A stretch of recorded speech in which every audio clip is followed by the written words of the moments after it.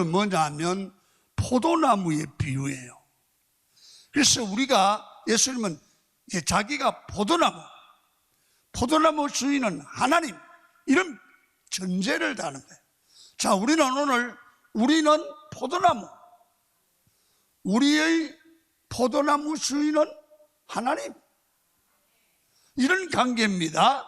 그래서 1절에 보니까 나는 포도나무요 내 아버지는 농부라, 관계입니다. 그래서 포도나무는 두 가지 유형이 있겠어요. 첫째는 야생의 지 맘대로 자라는 야생 포도나무. 두 번째는 어떤 포도나무가 있느냐 하면 농부가 관리해 주는 포도밭에 있는 주인이 있는 포도나무. 그래서 포도나무는 자기를 관리하고 있는 농부가 있는 포도나무가 열매를 맺고 정말 행복한 줄 알아야 된다는 거죠. 여러분, 예수님은 하나님과 자신과의 관계를 설명하면서 포도나무 비유를 통해서 가장 중요한 게 아버지가 포도나무 나를 관리하는 농부라는 거예요. 예수님은 포도나무인데 자기를 관리하는 포도나무의 농부가 하나님이라. 자, 여기서 가장 중요한 것이 있습니다. 포도나무에게 있어서 가장 중요한 것이 포도나무의 주인 농부다. 그러니까 포도나무 입장에서 보면 자기를 관리해 주는 농부가 있는 포도나무가 열매를 맺을 수 있는 좋은 포도나무다. 아멘. 여러분, 농부가 관리해 주는 포도나무와 야생 포도나무는 하늘과 땅처럼 차이가 큽니다. 야생 포도나무는 관리해 주는 자가 없기 때문에 지멋대로 자라기 때문에 이 포도나무는 좋은 열매를 맺을 수 없다는 겁니다. 농부가 잘 관리해 주는 포도나무는 반드시 좋은 열매를 맺도록 농부가 관리해 주기 때문에 좋은 열매가 맺혀진다는 거예요.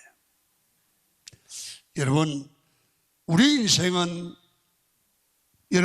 야생 포도나무가 아닙니다. 여러분은 야생 포도나무가 아닌 줄 믿습니다. 여러분, 내 인생의 주관자가, 내 인생을 관리해 주는 자가 전능하신 하나님, 농부이신 하나님인 줄 믿으시면 아멘. 나를 관리해 주는 거예요. 그 하나님이 내 인생을 주도하시고 관리하시고 인도하시는 겁니다. 반드시 열매 맺도록 우리 인생을 이끌어가죠. 그래서 우리는 누가 보고 믿건 말건 나는, 내 인생은 열매를 맺을 수밖에 없다. 아멘. 따라합니다. 내 인생은 열매를 맺을 수밖에 없다. 여러분, 이제 성도의 자부심이고 긍지입니다. 그래서 인생을 지혜롭게 사는 방법이 무엇입니까? 내 인생을 내가 주도하고 내 마음대로 사는 게 아니라 최고의 인도자 되시는 하나님, 농부이신 하나님, 나를 관리하시는 하나님께 맡겨야 됩니다. 여러분, 하나님께 맡길 때 하나님께서 반드시 승리하게 될 줄로 믿습니다.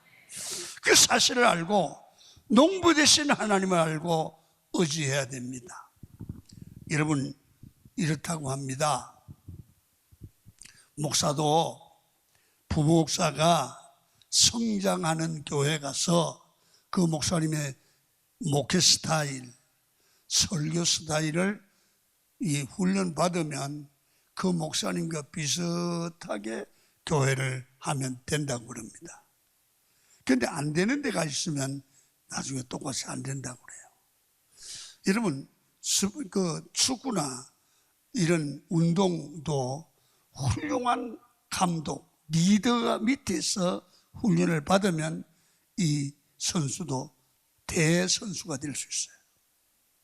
우리 인생도 누구에게 코치를 받느냐? 하나님께 코치를 받는 거예요. 아멘. 진리의 말씀으로 우리를 무장시키는 거예요. 그럴 때 내 인생은 하나님 수준에 가는 지혜로운 능력 있는 그런 인생이 만들어지는 거예요. 그래서 농부 되신 하나님께 맡길 때 풍성한 열매를 거두게 된다는 사실을 인지하시고, 여러분, 나는 야생 포도나무처럼 마음대로 자라는 게 아니라 전능하신 하나님이 내 인생의 농부가 되셔서 나를 관리하는 줄 믿으시면 아멘. 내 마음대로 사는 게 아니다 그 말입니다. 두 번째, 농부 되신 하나님이 우리를 관리하는 방법입니다.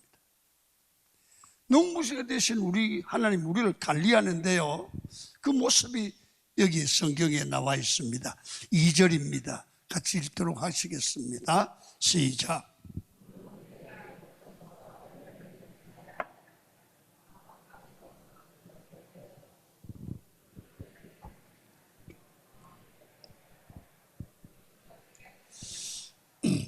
이런 말입니다. 농부 되신 하나님은 이게 전정가이라고 그래요. 포도나무가 자랐는데 이게 가지가 나오는데 가지에서 열매를 맺거든요. 근데 이게 쓸데없는 가지, 농부가 볼 때 이건 잘라버려야 된다. 그래야 다른 가지에 열매가 충실한 거예요. 그래서 요새 제가 가수원 하는 분들의 얘기를 들어보니까 열매가 많이 맺혀 있습니다. 그러면 그거 다 두면 다 못 쓰게 된대요. 그 다 따줘요. 따주고 꼭 있어야 될 열매 놔두고 다른 따지고 쓸데없는 가지를 잘라주고, 그럴 때 풍성한 과일이 맺히게 돼요. 한마디로 농부이신 하나님이 원하는 열매를 맺게 하기 위해서 그 포도나무의 전문가이신 하나님이 필요 없는 가지를 분별해서 잘라내는 가지치기를 하신다고 말이에요. 그러니까 포도나무보다 포도나무의 생리를 더 잘 아시는 분이 농부란 말이에요. 우리보다 나보다 나를 더 잘 아시는 분이 하나님이란 말이에요. 내게 필요한 것, 필요 없는 것을 분별해서 내게서부터 잘라버렸어. 나를 하나님이 원하는 사람으로 만들어가는 거예요. 여러분, 제가요 인생을 살아오고 목회를 하면서 보니까 여러 가지 힘든 일도 있고 아픔도 있고 억울한 누명을 쓸 때도 있고 있잖아요. 그때 왜 하나님이 내게 이렇게 하시나 했더니 지나고 나니까 그게 필요한 거야.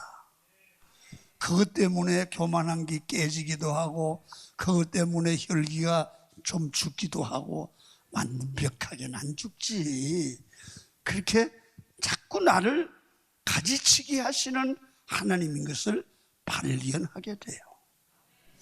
여러분들도 한번 제가 이런 얘기하는데 공감을 하시면 아멘 해봐요. 살아보면 그래요. 다 느끼는 거예요. 그때는 왜 이런 일이 일어났느냐 하지만 살아보면 다 알게 돼요.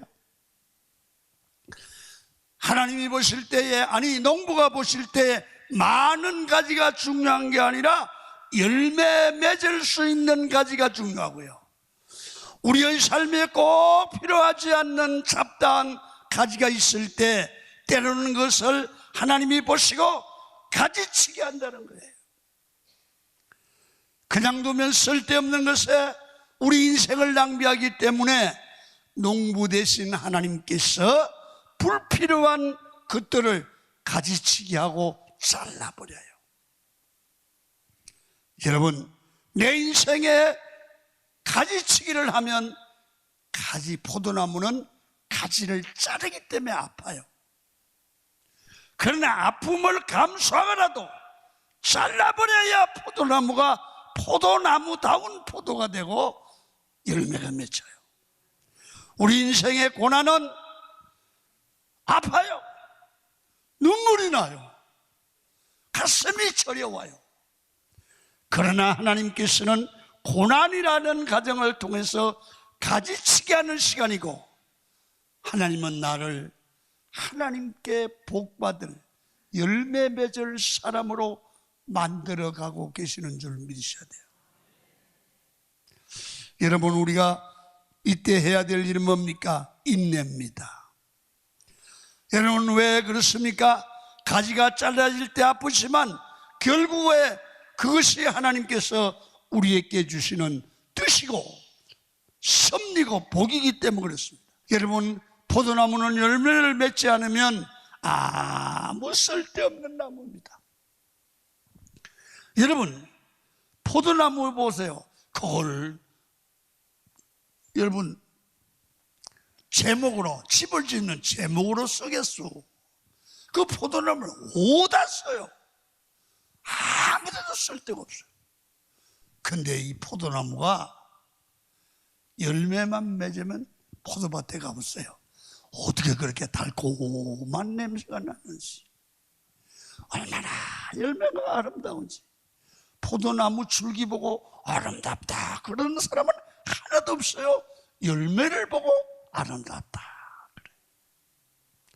여러분, 예수님이 우리의 포도나무 되신다고 말씀을 합니다. 예수님은 세상적인 눈으로 보면 볼품이 없지만 십자가에서 열매를 맺으시고 인류를 구원해 주셨기 때문에 여러분, 이 주님이 이루신 구원의 열매, 구속의 열매는 최고의 아름다운 겁니다. 그렇습니다.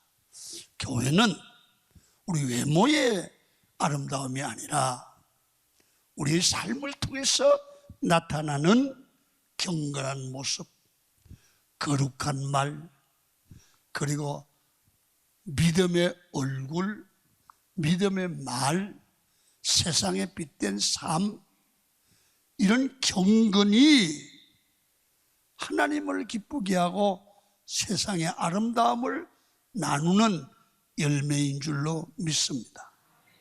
그걸 통해 나타나요.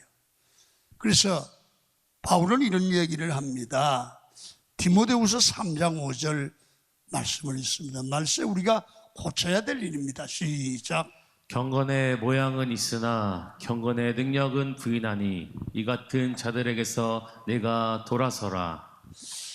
경건의 여러분 모양만 있는 사람이 아니라 경건의 능력을 위해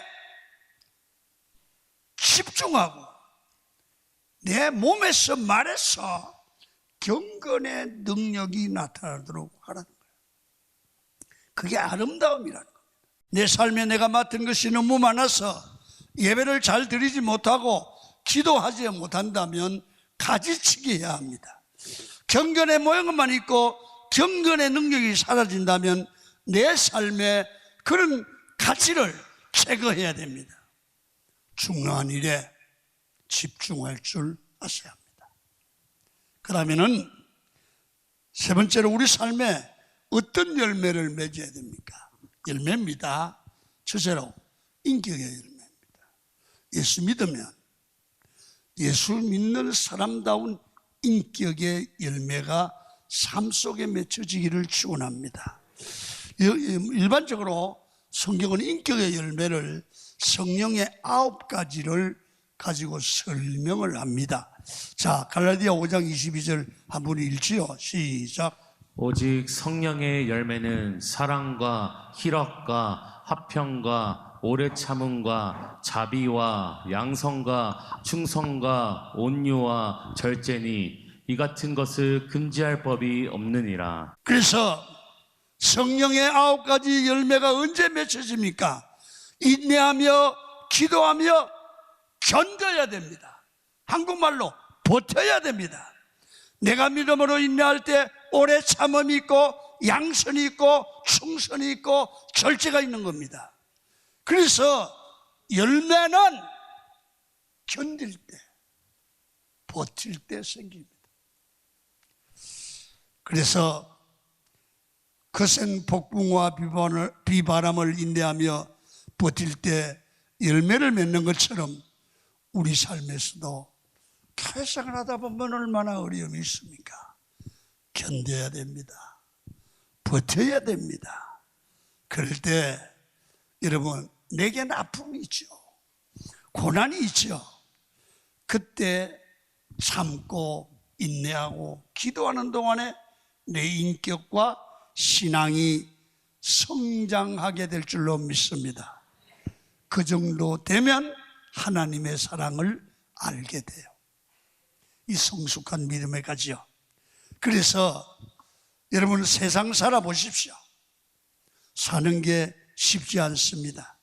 어려운 일이 많습니다. 그러나 지나온 세월을 돌아보시고 여러분 기도하면서 생각해 보십시오. 잘 보세요. 우리는 고아가 아닙니다. 전능하신 아버지가 계시는 줄로 믿습니다. 우리를 고난 중에 드는 것은 가지치게 하는 겁니다. 내 안에 있는 못된 성품을 잘라버리시는 하나님의 섭리가 있습니다. 하나님께서는 반드시 우리 삶에 아픔을, 고통을 허락하시, 그게 가지치게 하는 겁니다. 그러므로 절대로 망하지 않습니다. 반드시 합력하여 선을 이룹니다. 하나님이 가지치게 할 때 피하지 마시고 기도하며 믿음으로 버티시기를 바랍니다. 또 한 가지는 전도의 열매를 맺어야 됩니다. 다니엘서 12장 3절 한번 읽습니다. 이 열매 맺으셔야 됩니다. 시작. 지혜 있는 자는 궁창의 빛과 같이 빛날 것이요 많은 사람을 옳은 대로 돌아오게 한 자는 별과 같이 영원토록 빛나리라. 하나님이 가장 기뻐하시는 열매, 가장 빛나는 열매가 전도입니다. 여러분, 교회나 여러분 신앙생활하는 중에 스타가 되려고 하면 전도를 많이 하면 된다고 그럽니다.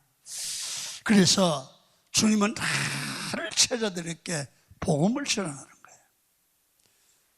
우리는 제자들의 목적이, 존재 목적이 복음 전하는 거예요. 우리 성도들이 구원받고 교회 생활하는 존재 목적이 내가 구원받은 것처럼 저 지옥 가는 영혼들을 살려내는 게 하나님의 섭리예요. 자, 성경 마태복음 28장 19절입니다. 시작. 그러므로 너희는 가서 모든 민족을 제자로 삼아 아버지와 아들과 성령의 이름으로 세례를 베풀고 내가 너희에게 분부한 모든 것을 가르쳐 지키게 하라.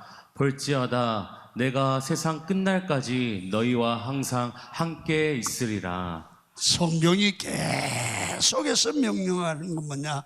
전도의 열매를 맺으라는 거예요. 여러분, 예수님을 부인했던 베드로에게 예수님께서 부활하셔서 베드로를 찾아와서 하신 말씀이 뭡니까? 요한의 아들 시몬아, 네가 나를 이 사람들보다 사랑하냐? 예, 내가 주를 사랑하는 줄 주께서 아십니다. 여러분, 사랑을 하시고 예수님께서 사랑을 하긴 후에 뭐라고 하십니까? 네가 나를 사랑하면 내 양을 먹여라. 이게 무슨 얘기입니까?